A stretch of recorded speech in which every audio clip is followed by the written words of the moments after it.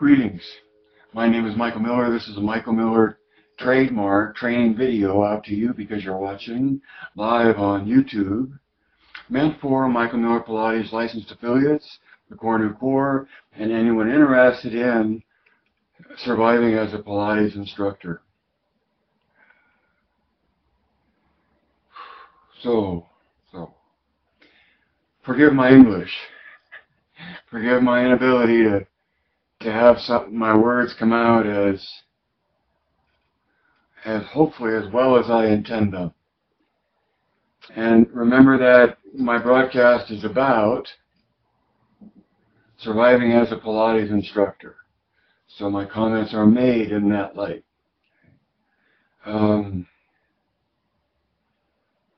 What you can't read on YouTube that will be apparent on Facebook while I'm recording is the title that says, Mistaking Ramana for Joe. Mistaking Ramana for Joe. In the light of surviving as a Pilates instructor, I'm encouraging finding humor and insight from any of the 10,000 views, mine included. Okay? And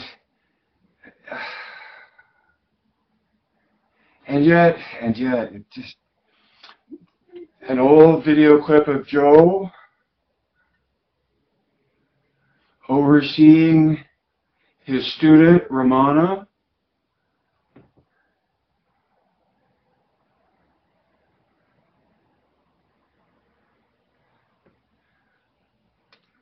to me was cast in a light of, oh, I wish Joe would not get in the way, and that, well, first of all, it was described as Ramana demonstrating this, right? And the comment was, me paraphrasing, I wish Joe would get out of the way so that she could demonstrate her full range of motion. Something like that, right? And to me, it was not unusual.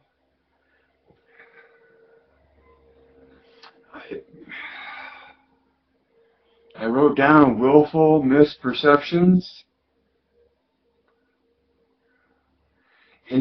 self-indulgent ways to look at things, and okay, and so that, right,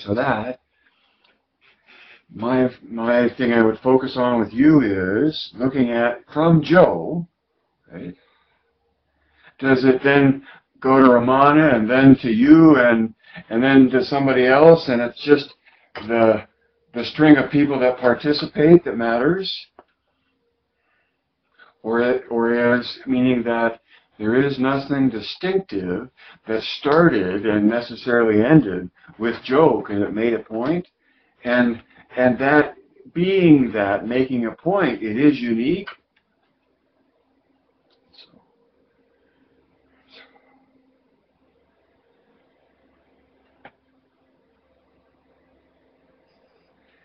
The pleasant misperception of casting Ramana in a major spotlight with Joe as an annoyance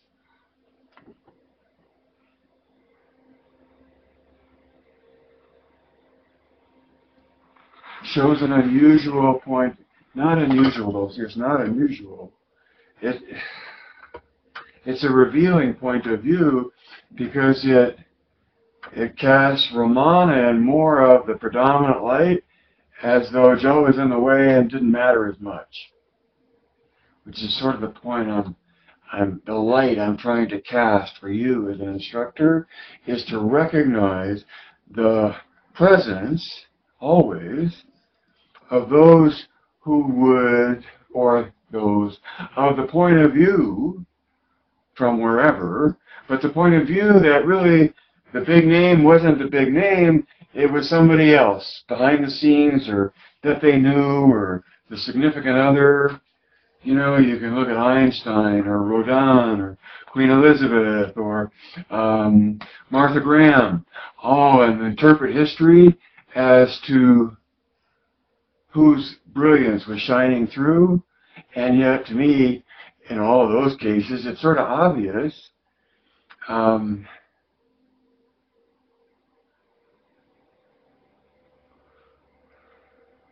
where the attribution lies. So it's really obvious where the attribution lies. So,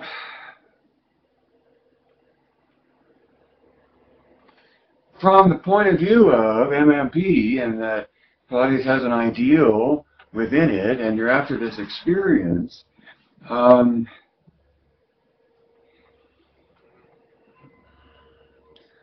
I feel that to make gender an issue, and I know you could say I'm making it the issue, but a long time ago I'm sitting in a table of workshop attendees, one of whom next to me is asking me my opinion about opening a studio exclusively for women.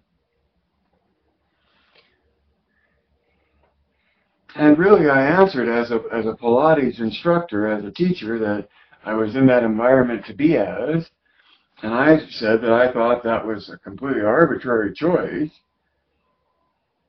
because to make gender an issue is to miss the point. And as I wrote in my notes today, the point occurs before gender becomes an issue. Now I realize I started out on one main track and then ended up on another one.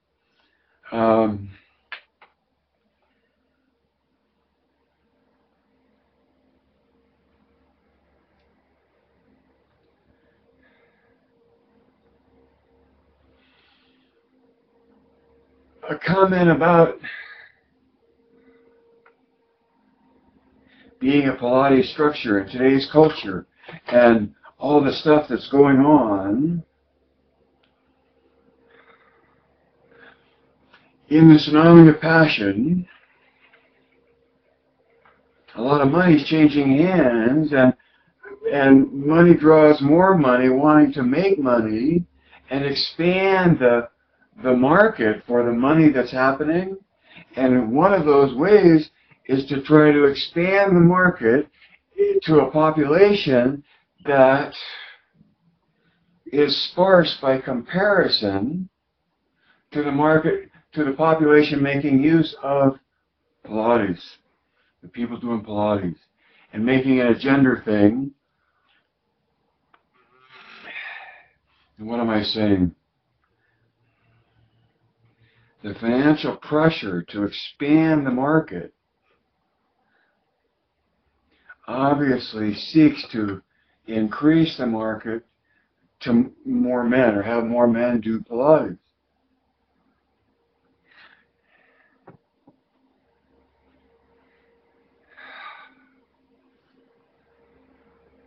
To whatever extent that's successful or not, to whatever degree on the bell curve that they can expand that, the expansion of it will influence the perception of what is being taught.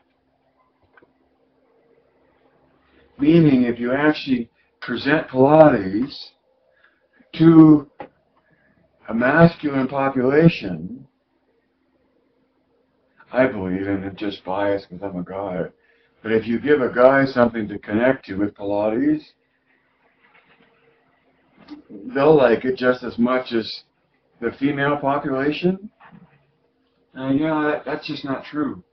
It's just not true. Why am I saying that? Because there's a normal distribution, and see, it's such a deep hole, and even English I can't get into it and come out of it very well. What I'm observing is a press toward trying to include more men in the work.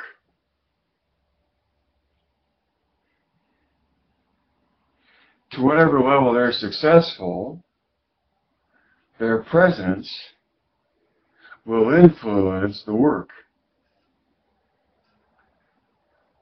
And I think the more balanced, the less gender is an issue, the better. Because the issue in Pilates, for me, from the MMP perspective, is the experience.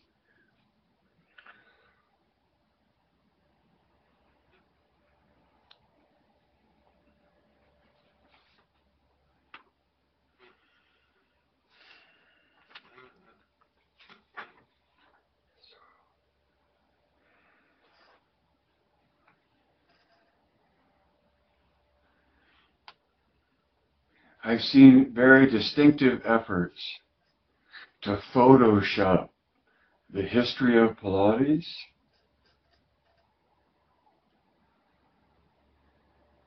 And the great news is, from my perspective, is that the ideal will withstand any degree of Photoshop and still be there no matter what you do to it in Photoshop. Even if you obscure it altogether by what you do, and the ideal isn't observable within, it will still be there. Which gives me a lot of confidence. All right, number 2. So making Ramana, mistaking anyone else for Joe is to make mistake. For me, what I'm trying to say to you is that to mistake anyone for Joe is to mistake the fact that Joe established a method that exists into and of itself without any adornment or extrapolation, doesn't need me, doesn't need you. And you can get there from just 3 things in Joe's book, right to the experience.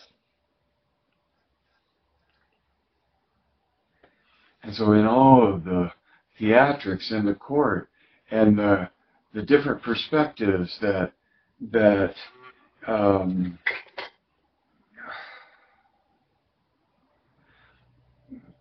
paint a different picture about the relationship Joe has to the history of the work. You and I know there's an ideal within it, and that takes it outside of or beyond tradition.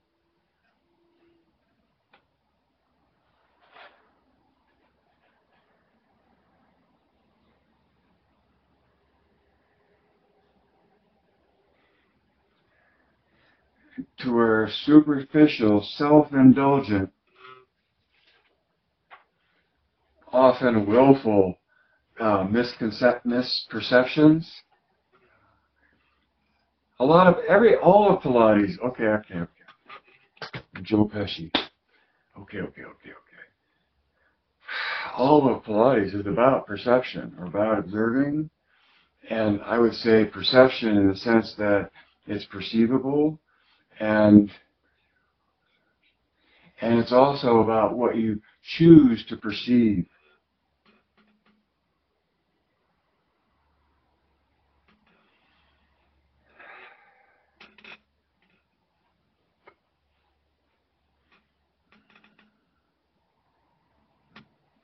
So, number 2 on the title, I'm not sure any of this. You okay? I mean, no harm. And my main point about mistaking Ramana for Joe is pointing out that everyone has a wishful interpretation, or the way they wish to interpret it, right? That's their reality. It's all of our realities. And yet the way we wish to interpret Pilates is our personal interpretation of it. And my personal interpretation of it is that there is an ideal that exists within Joe's original work that's observable to you and anyone who cares to look. So, number 2 is Feel the surge of the wave.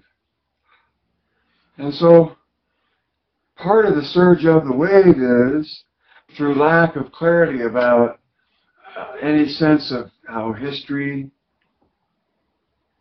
existed or how the known history at the time shaped the culture.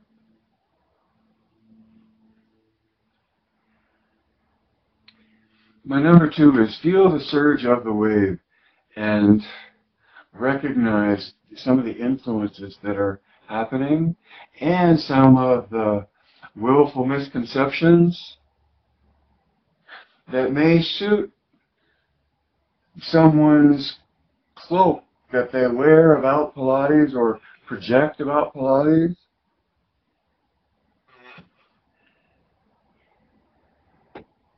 Hopefully underneath they have an appreciation for and a connection to the reality that exists within. And by reality, what do I mean? Joe's original sequence, the order, why it's that order, why it's done in flow, what the target is, how to hit it, blah, blah. So,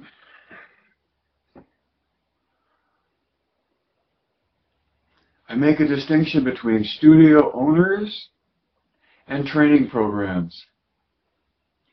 Because as a studio owner, and I'm not saying that they're one and apart, but as a studio owner, that running a studio, then you have clients, and that creates an income stream that's characterized as having a studio. You have clients. And to the extent that you want to increase your number of clients and make more money and share what you have that's so precious to more people, you want to line out the door, don't we all, right? You open up to other modalities.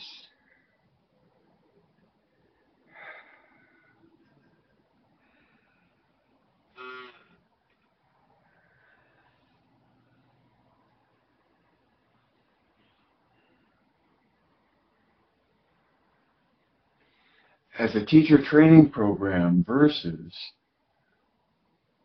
a studio owner that doesn't have a teacher training program running through it. They may have somebody else's, but they don't have their own. So it's the originator of the training program that has different interests, I think, than someone running a studio that is has a primary concern for serving their students that come to the studio and aren't so much involved in defining a program to teach other teachers. You know what I'm saying?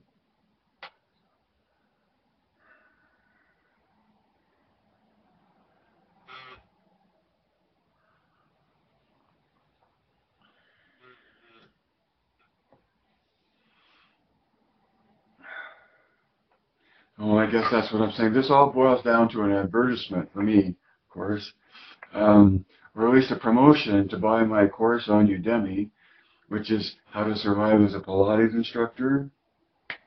It's woefully inadequate, but at least there's structure there, and the order to present things in, and videos to see people saying the words that I haven't put there yet.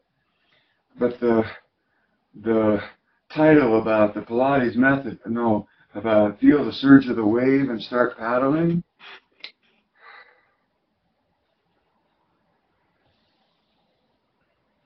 If you're at all interested in or attracted to or you've known all about Michael Miller Pilates,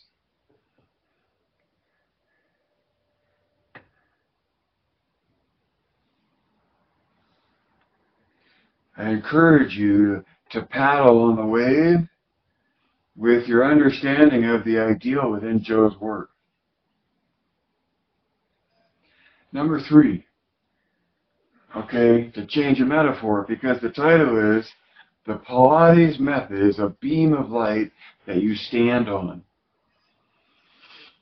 Now I've debated between stand on and stand in, because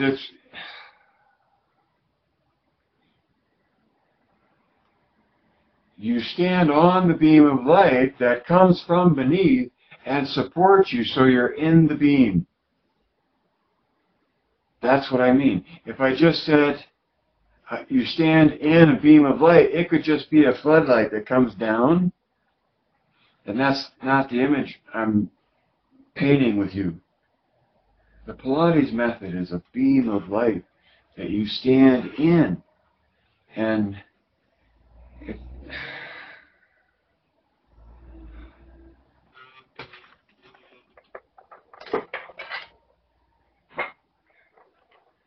okay. Oh, well, maybe I can still make my point. Even though you see no color, and there's a lot of color in this, right? There's this, and there's this.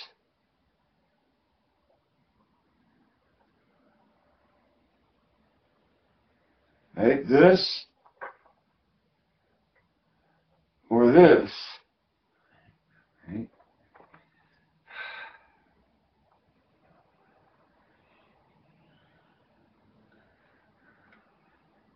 So I like the image because light is a vibration. It's weighted. There's a lot of things. It has its own nature to it, and there's a sense of tension in it, and a tension of illumination.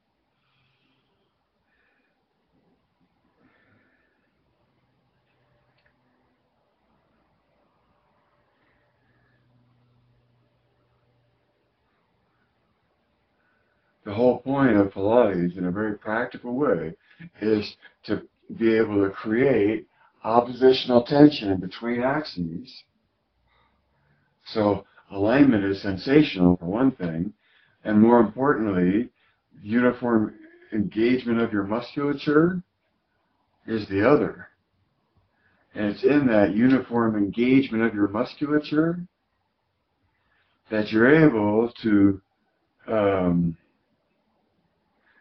develop the body uniformly.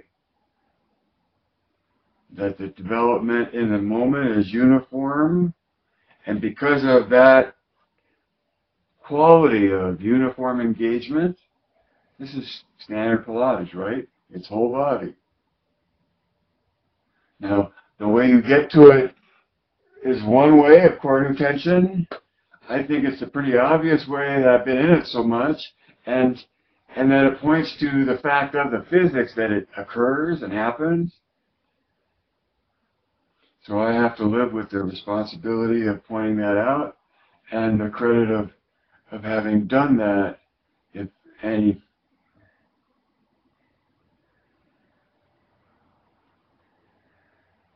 anybody wants to attribute any, and regardless of the attribution or not, as the Pilates instructor, being aware of core tension and how to share it on a whim and casually, and then accept that everyone has their hand up, saying, talk to the hand about how engaged I want to be with my mortality and how much I want to condition my body and whether or not I want to condition it at all. And if I do, how do I want to do it? And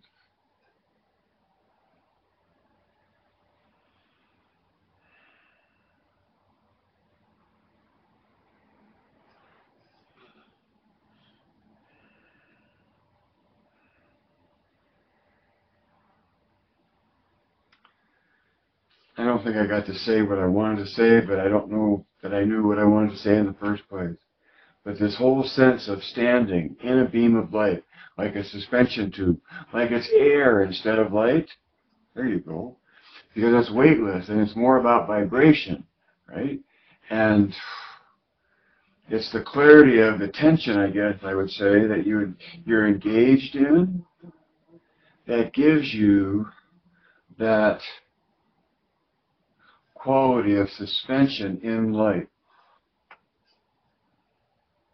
And this is all just what I would want to make believe on a stage. I point to when you're doing Pilates, and you line yourself up. You turn on uniform engagement. You pursue purpose through pattern. And that's good. This whole recording was good to get through. You pursue purpose through pattern. But I won't write it down. I'll go on to number 4. The hand that does not compete cannot be beat.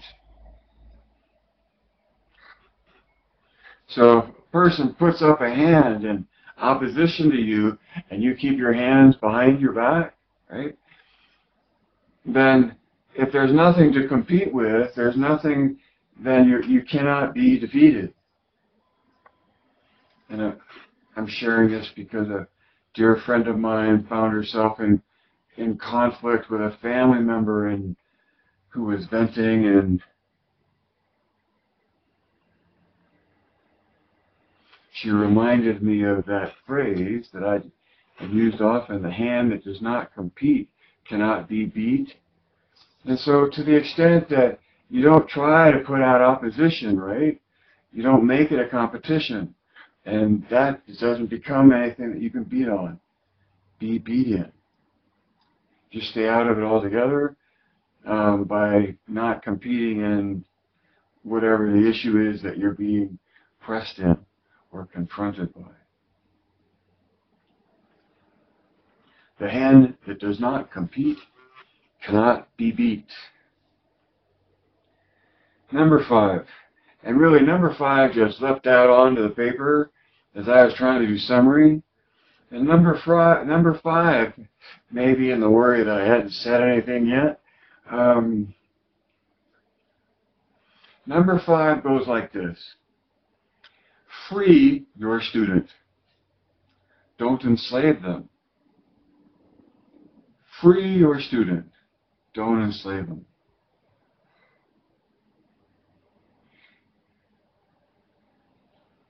And if you're listening to me, hopefully you've listened to enough to understand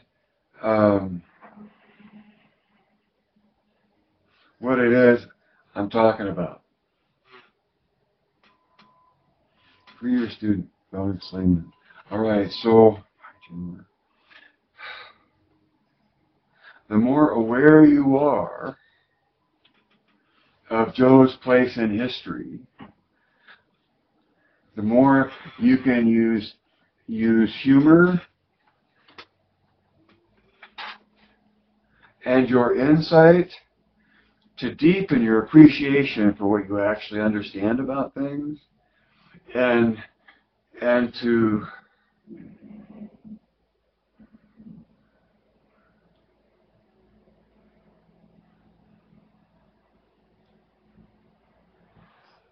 have respect and compassion for anyone else's point of view and how they wish to paint it, because it's all subjective anyway, right? And MMP is a subjective view of Joe's original work. That's a theory that points to an ideal based on 3 things: Joe's definition, promise, and sequence. You know all this.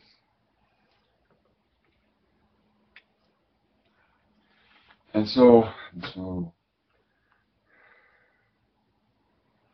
quibbling about the place in history of Joe and who's really the influence and who matters more or what. The fact that Joe had the order of his mat together before he stepped onto the boat to come to America,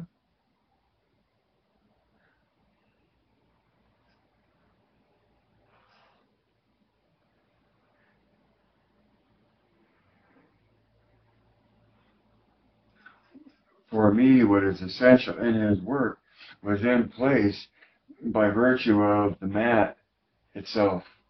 The mat is the method, right? Even before Joe wrote his book, whenever that was, the mat is the method. The sequence speaks for itself. just like my pictures of the sequence speak for themselves. Because either they're in a good order that matches your understanding of what classical is, because I would hope they're considered classical, and they're good in and of their own right in their representation of those exercises. And what do I mean by that? Because they're just still images. That's all I'm considering here. There's key points in every exercise that defines the exercise.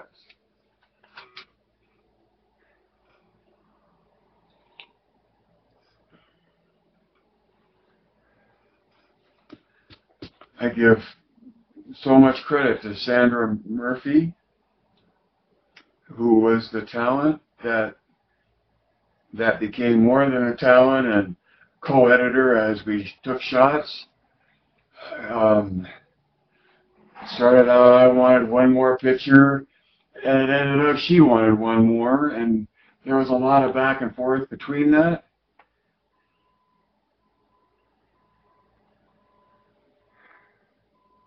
And so number 5 is free your student, don't enslave them. And by that I mean free your student into the autonomy, even the understanding that there is something to understand, and that the understanding is a direct connection to an experience. Think of how big this is. And that the experience in being understood, and the pattern, the math sequence, learned to be performed.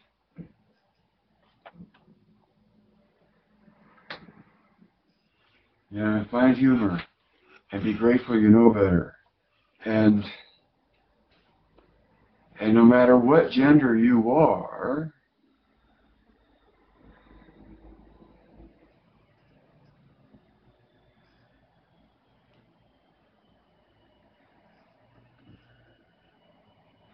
be comforted by the perspective that who you are and what you are as an instructor, both in the ideal point of view of what it is and in the experience that you're after, all comes before gender. No, gender doesn't matter. Some phrase in there I like, sorry. Gender bias is baseless, right? With Pilates, within MMP, gender bias is baseless.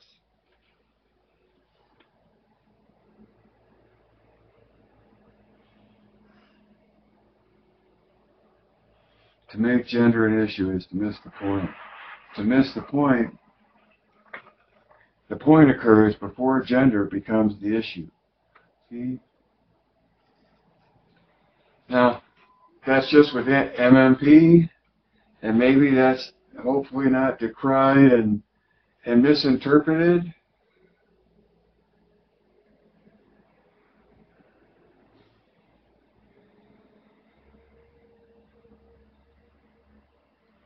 I'm just hoping to say that gender bias is baseless when it comes to being a Pilates instructor.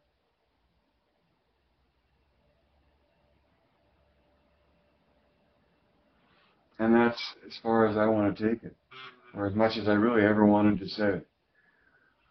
All right, so life can't live forever.